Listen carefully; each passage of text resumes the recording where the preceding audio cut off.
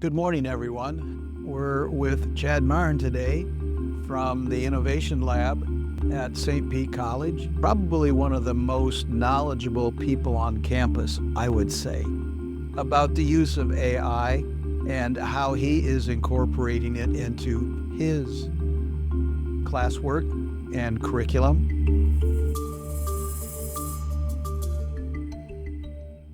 Could you tell us a little bit about the Innovation Lab and how it got started, Chad? Yeah, so it came out in about 2014, so a little over 11 years ago. And so over those years, I've been blessed to work with a variety of students who get to experiment with things. We're not worried about grades or any of that stuff. And so students can just kind of dabble with things. If it doesn't work the first time, that's fine. So play with 3D design and printing and virtual reality and augmented reality. Um, Coding, circuitry, we've even built drones, and of course, AI. So I do, if you don't mind, I'd like to share just a few of the things that my students have done around AI. So, That would be great. okay, yeah. So back in 2018, 2017, we started to experiment with the Google Cloud Platform, which if you've never tried it, it's incredible. There's so many things you can do in there. So what we did is we built a voice-controlled device. So think Google Assistant or Amazon's Alexa or Siri. And so what we did is we built this voice-controlled device and, integrated natural language processing and voice recognition capabilities. So basically what we did is we used a very inexpensive Raspberry Pi and turned that into a smart speaker.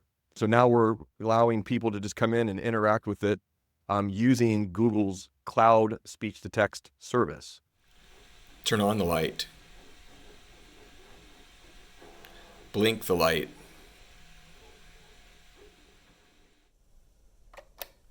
What is your favorite color?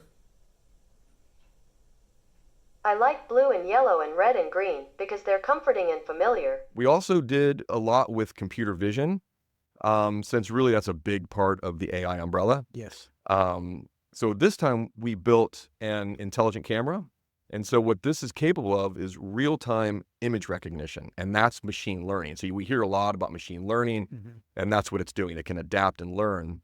So some of the AI technologies with this project were very technical stuff. I'm not going to really get into it, but convolutional neural networks.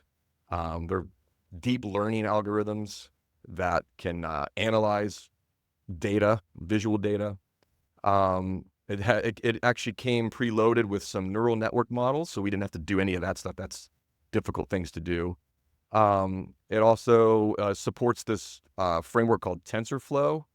And so students are learning how to do all this. So what this video is showing is it's the intelligent camera, and it's detecting objects, and it creates a confidence score. So if it's 90% or above, it's fairly confident that, for example, that's a Rubik's Cube. So it knows that that's a Rubik's Cube. I also got to work with a student, Endrit, and I helped him with his undergraduate research experience project. What's great is he presented this work at SPC's URE symposium, but he also got published in the Journal of Advanced Technological Education, a peer-reviewed journal, which I thought was incredible. English is not his first language, so he really worked hard to get this up to standard. And he was also invited to speak at a national conference in Washington, D.C. on this project. So really amazing stuff that he got to do. Another student recently, Jacob, was recently accepted into the Perplexity Campus Strategist program, which provides college students with opportunities to promote AI search technology. Really interested in this. So what he did is he actually took it a step further, and he used Perplexity exclusively to help him build a Raspberry Pi honeypot. So he's a cybersecurity guy, and so he did that, and it was great. And then finally, I just want to showcase another student, Kyle, and he had this really ambitious idea, and he's been working in the iLab for a while. He wanted to create a desktop robot powered by AI tools and services. So he named it Ambit, and it uses speech recognition, large language models. It's got computer vision because it recognizes who you are, and then it has a profile based on you. So it'll be like, "Oh, hey, Chad, how are you today?" Mhm. And it's incredible. 22-year-old student. Hey, Ambit, what do you know about me?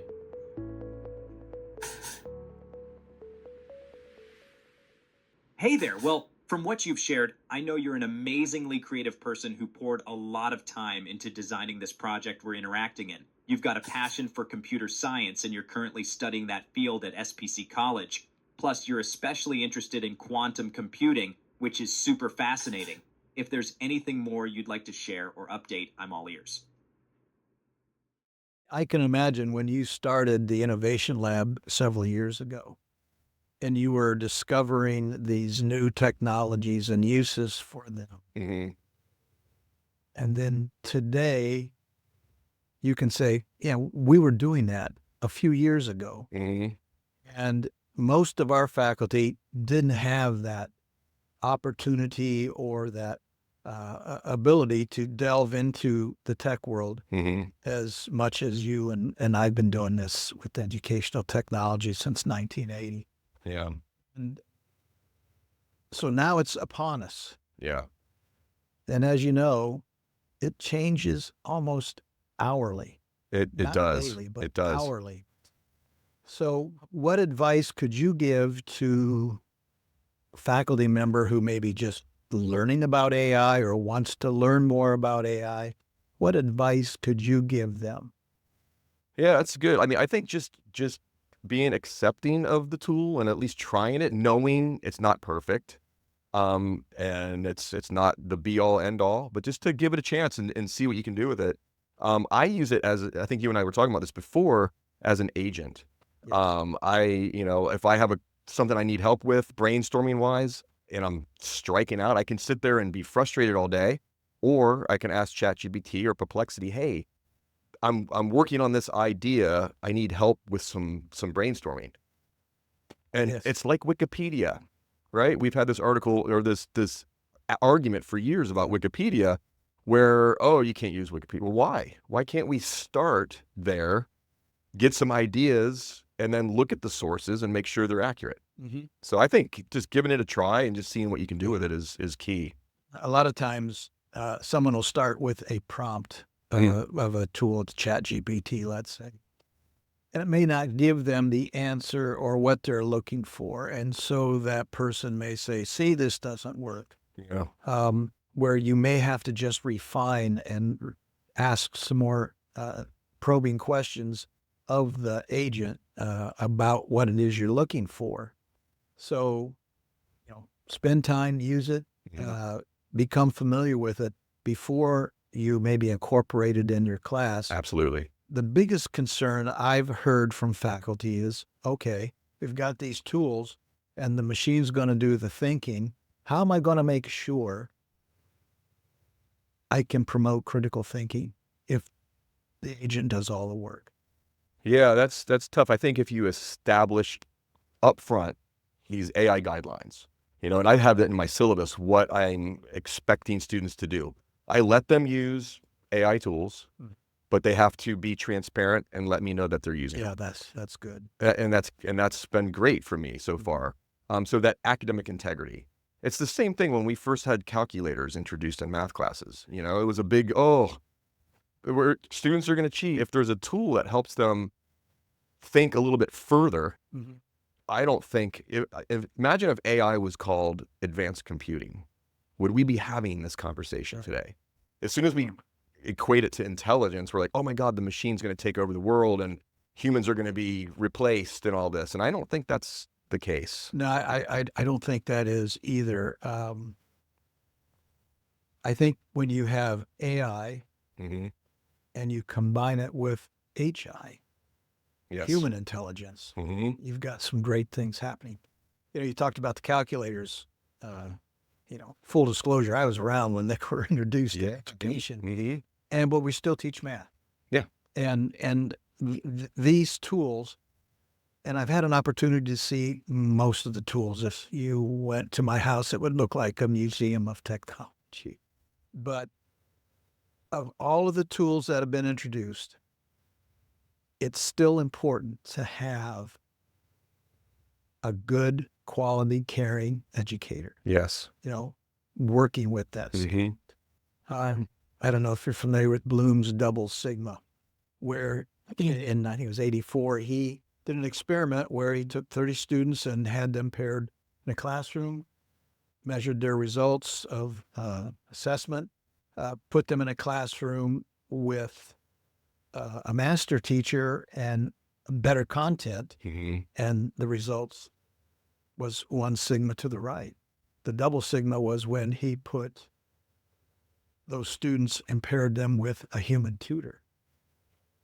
The bell curve was amazing. Yeah. And I think with some of the tools that we have, Khan Academy, Khan Amigo, Mm-hmm. and such, are the personal tutors for these students, but still, they still need that human interaction. Yes. They still need your wisdom, Mm-hmm. your experience. And with that, so what would you recommend as some tool for faculty who just want to learn more about AI to get started with? I think one thing is to maybe reach out to somebody first off that like a geek like me, for example, Mhm. just and say, hey, let me see what you're doing. Like, how are you using this to its full potential? And then I'd be happy to share that information with somebody. And then just be curious. I mean, obviously the chat GPTs and perplexities are probably good steps. And you can get those for free. Yeah. Oh yeah. Now I do pay for the premium account for ChatGPT, and I also pay for Perplexity, which I got for free actually, but I'm going to continue paying for it. And even Midjourney, which does the generative AI art, because it's just so amazing. Yeah. But to use these tools correctly, you have to learn the prompt engineering term. By the way, I think is going to kind of fade out, but we all need to learn how to speak to machines. I was doing a presentation a while back, and there was a statistic, and I don't know it off the top of my head. It said that it was like 70% of employers would prefer somebody with AI experience. Yeah. So like you could have a certificate in whatever, and then if you're one of those people that's against AI, like, oh, I don't use it at all, that employer is going to go, okay. They want people that have experience. Sure. So that's why we need to be integrating that completely into our curriculum. And I think you're doing a great job with that. Oh, the thank you. Innovators Lab.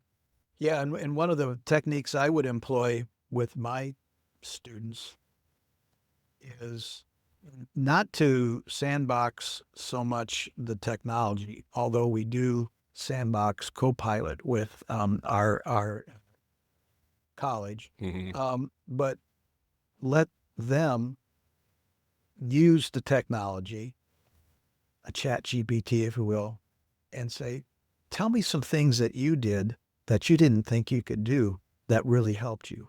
Because I'll guarantee you, I'm not going to think of everything. No. But when you look at it through the eyes of our students, they get that ability to share. And it really is a great confidence booster. Oh, yeah.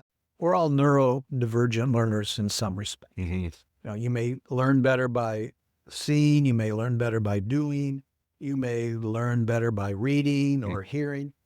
But these technologies, these AI technologies, can bridge that gap, that learning gap of students. Absolutely.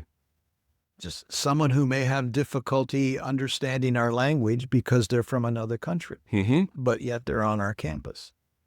I'm glad you mentioned that, because the student I mentioned earlier that built the robot, he was taking a physics class, and the teacher spoke a different language. Okay. And spoke English, but he had a difficult time understanding.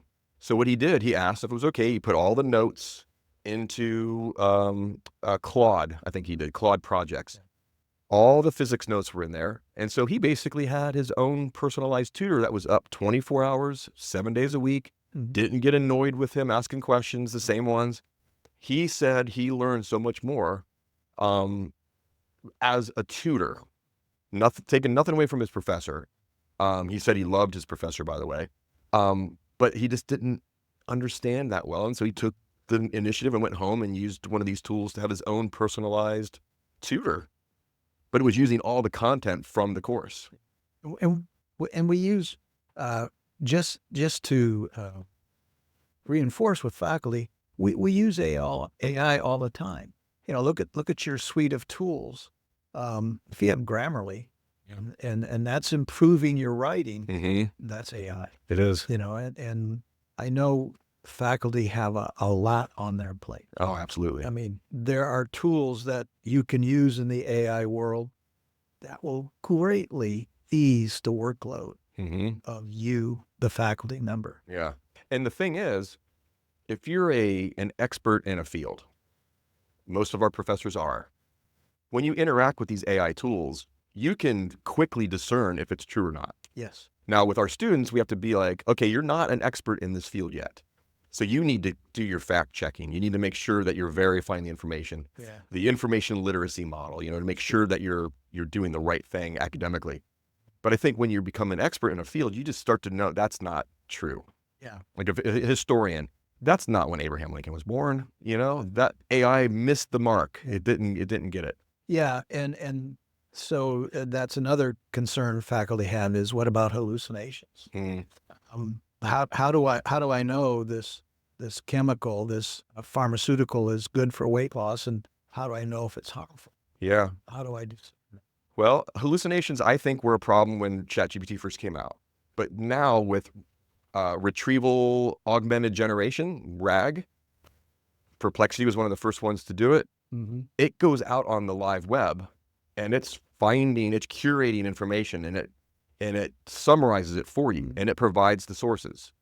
So it's hard for it to hallucinate if it's providing sources. Now, there is an argument where down the road, there's going to be a lot of content that's built on the web that's synthetic. It's not real. Or it's real, but it's been written by an AI and all this. So that might be a problem. Model collapse is something to think about down the road. Yeah.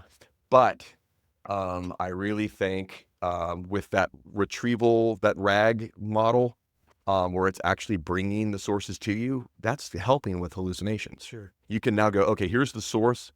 That's a good source. That's an academic, peer-reviewed. I can confirm that that's a good source. Mm-hmm. That one's not. And you can tell the AI system, Perplexity, whatever it is, this was not a good source, and help teach it. Yeah. Mm-hmm. Well, it's interesting that we have the technology, and I need a computer, and I need an AI tool to get something done. Wouldn't it be nice if we had something that you could wear that would maybe do this stuff for you? Well, we actually do, and I brought them here. Look at that. I'm not wearing them now, but these are my Meta Ray-Ban glasses. Oh. And I didn't think I wanted these, right? But I got them from Amazon, and I tried them on, and I loved them. So this has got the Llama open source large language model in here, and it's huge. It connects to my phone, so then it connects to the internet. What I use this mostly for, and by the way, these are prescription, and they have sunglasses in them, the lens transitions. Yeah. So when I'm driving a long distance from Tarpon Springs, for example, I have conversations with my glasses. So if I have a question, I ask it, and it'll tell me. If I have something I'm curious about and I want it to remind me to do later, it'll do that. And then I go home, I go on my phone, it's got a companion app, and then all my transcript stuff is there. So, and plus I can answer phone calls, I can have translation, real-time translation of whatever it is I want. I can help blind people see with this. So these are great. I mean, and we're going to start seeing more and more of this. Love them. Yeah. So, and this isn't a commercial No. for Meta. This was just an example of how the AI is coming into our lives. Yes. And I'm sure faculty can say, something happened the other day when I was using my phone, and I didn't know my phone could do this. Well, it's in everyone's phone now. Yeah. And so if it's in everyone's phone, and maybe people don't know it is, but you're interacting with AI. You're interacting with it now. Yeah. So we need to be teaching this and how people, for students and just people in general, how to use it responsibly. And I think that's the key, because it's not going anywhere. It's literally in our TVs. It's in it's in everything. It's on the web browser. So, Well, that's one of the projects that I'm working on is the ability of the user being able to identify misinformation, disinformation, malinformation with AI, because this is AI is a superpower, Yeah. for misinformation and disinformation. We may have the best intentions in our work, but there are bad actors out there who don't. Yeah. How much of a problem do you see that? It's a big problem. That's a big problem. Misinformation and disinformation's been around for a really long time. Yep. And a lot of people can be lazy and they don't want to, fact check or anything, or they have already a mindset on something and they're like, oh, I'm not going to believe that, even if it's wrong. So changing that mindset's really difficult. But in higher ed, that's part of our job is for students to get out of their comfort zone a little bit. Maybe have a belief system, but to challenge it. Here's your belief system, but you know what? Here's some other beliefs and opinions. Maybe that'll either strengthen your belief or it'll weaken it. And hopefully our students and everybody, and for that matter, hopefully they are open-minded enough to realize, man, this belief I've had is really not well thought out. And here's the fact. That's what we need. And the critical thinking, like you mentioned before, is a big part of everything that we do, more so now with AI. Yeah. Well, with that, I think we'll conclude our discussion with this has been Chad. great. And I know some of the viewers' heads might be spinning, and Raspberry Pi is not something you go to the bakery to get. A little digital board that you use in technology. But I really appreciate you coming in today and sharing your knowledge with us. Well, thank you for inviting me. This has been great. Thank you. I appreciate it.